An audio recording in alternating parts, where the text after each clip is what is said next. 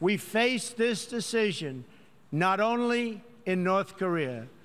It is far past time for the nations of the world to confront another reckless regime, one that speaks openly of mass murder, vowing death to America, destruction to Israel, and ruin for many leaders and nations in this room. The Iranian government masks a corrupt dictatorship behind the false guise of a democracy. It has turned a wealthy country with a rich history and culture into an economically depleted rogue state whose chief exports are violence, bloodshed, and chaos.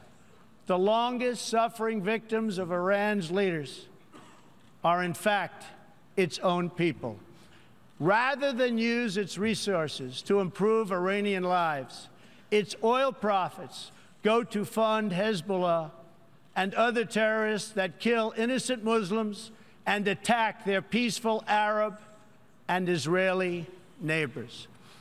This wealth, which rightly belongs to Iran's people, also goes to shore up Bashar al-Assad's dictatorship, fuel Yemen's civil war, and undermine peace throughout the entire Middle East.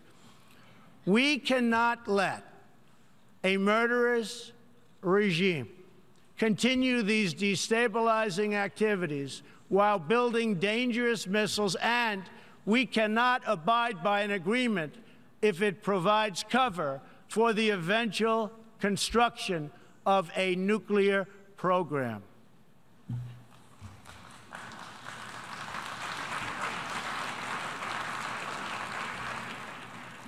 The Iran deal was one of the worst and most one-sided transactions the United States has ever entered into.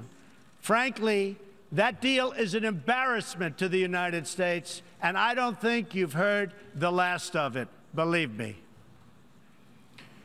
It is time for the entire world to join us in demanding that Iran's government end its pursuit of death and destruction.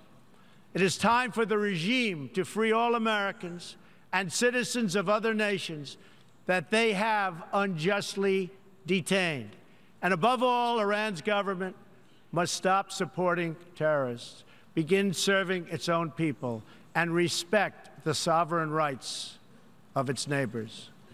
The entire world understands that the good people of Iran want change. And other than the vast military power of the United States, that Iran's people are what their leaders fear the most. This is what causes the regime to restrict internet access, tear down satellite dishes, shoot unarmed student protesters, and imprison political reformers. Oppressive regimes cannot endure forever, and the day will come when the people will face a choice.